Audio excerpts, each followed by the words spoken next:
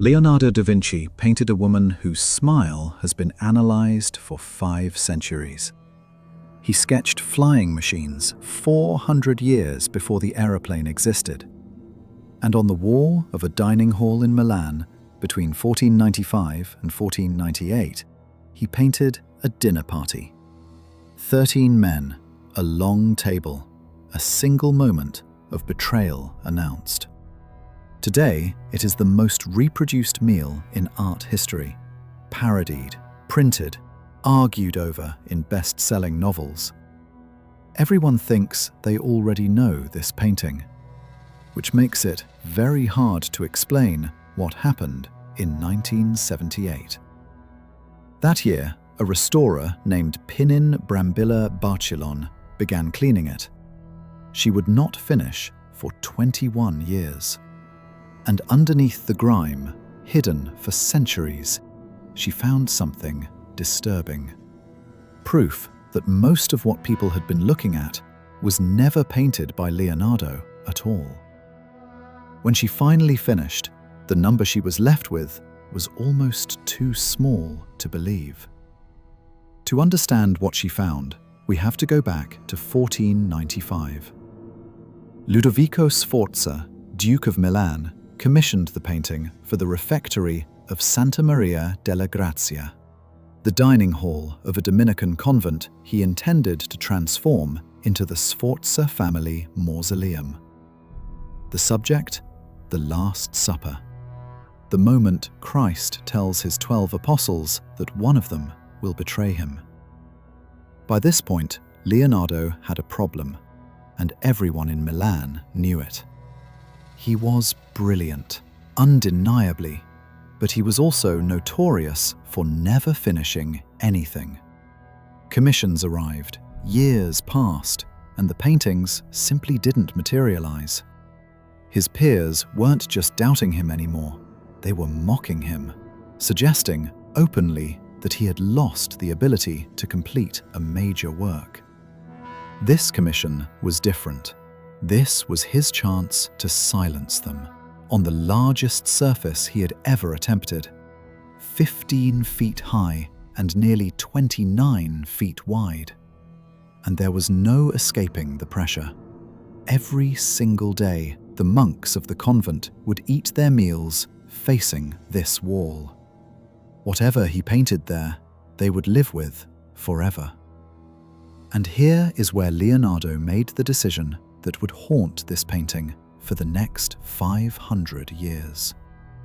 Traditional fresco meant painting directly onto wet plaster, pigment bonding into the wall itself as it dried. But wet plaster forces you to work fast, with a fixed plan, no second thoughts, no revisions. Leonardo did not work that way. He never had. He wanted to blend, to adjust, to chase the exact fall of light across a face, for days if necessary. So he abandoned the rulebook entirely. He mixed tempera and oil and applied it to a wall of dry plaster over a primer of lead white. It gave him total freedom. It also doomed the painting. Wet plaster locks pigment in permanently. Dry plaster does not. By 1517, less than 20 years after he finished, the paint was already flaking from the wall. By 1582, one observer described it flatly as being in a state of total ruin. And the building itself seemed determined to finish the job.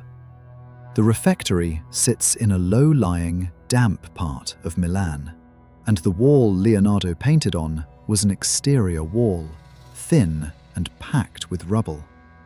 Moisture crept in constantly, dissolving salts inside the masonry. And when that moisture reached the surface and evaporated, it left crystals behind.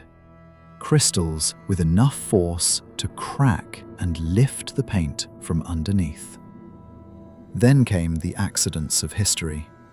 Around 1652, the monks needed a doorway, so they simply cut one straight through the bottom of the composition, destroying Christ's feet entirely.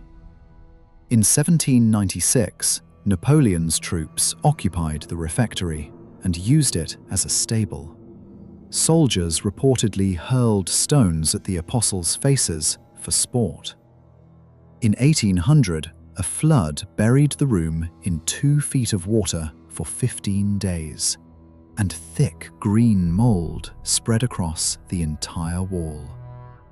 In 1943, an Allied bomb detonated roughly 80 feet away, collapsing the roof completely. Sandbags and mattresses packed against the wall in advance were the only reason it survived at all. But floods, bombs, and soldiers weren't even the real threat. The real threat came from the people who were supposedly trying to save it. In 1726, a painter named Michelangelo Bellotti was hired to fix the cracks. He filled in the damaged sections with fresh tempera, then, for reasons no one has ever fully explained, coated the entire surface in oil varnish, burying whatever remained of Leonardo underneath his own additions. 44 years later, in 1770, Giuseppe Mazza arrived to undo that damage. He scraped Bellotti's layer off with iron tools and then simply repainted the missing sections however he saw fit. His own faces, his own interpretation. The public outrage was so severe he was fired mid-project. Then, in 1821, Stefano Barezzi showed up, utterly convinced the painting was a traditional fresco. Operating on that false assumption, he tried to physically peel it off the wall and badly damaged the center before he realized his mistake. By the 20th century, nobody could say with any confidence which brushstrokes belonged to Leonardo and which belonged to the men who kept trying to fix him. So, in 1978, Italian authorities decided enough was enough. They appointed a restorer named Pinin Brambilla Barcillon and gave her a nearly impossible task: strip away everything that wasn't Leonardo, without destroying what little of him remained. The project was funded by an $8 million sponsorship from Olivetti. Before she touched a single brushstroke, her team mapped the wall using infrared reflectoscopy and microscopic core samples, distinguishing, layer by layer, Leonardo's original pigment from 2.5 centuries of other people's additions. Then came the removal itself. Shellac, oil paint, wax, varnish, lacquer, glue, all of it lifted using solvent applied through tiny blotters of Japanese paper, under magnification, scalpel in hand. In some sections, a single scale of color had to be cleaned 6 or 7 separate times before it was safe. Where Leonardo's original paint was gone forever, with nothing left to reveal, she filled the gaps with pale, neutral watercolor, visibly different and fully reversible. The work continued for 21 years, and as the layers came away, Leonardo re-emerged. But so did the sheer scale of what had been done to him. The restoration confirmed that eyes had been repositioned. Mouths, Leonardo painted slightly open, had been closed shut. Beards he never painted had been added, entirely invented by other hands. Hands he had rendered delicately had been elongated and flattened by restorers chasing a style that wasn't his. But underneath all of that distortion, his real work was still there, waiting.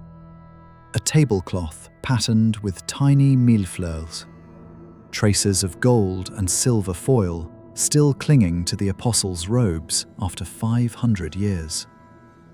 3 distinct blues, lapis, periwinkle, turquoise. Colours nobody knew Leonardo had used at all.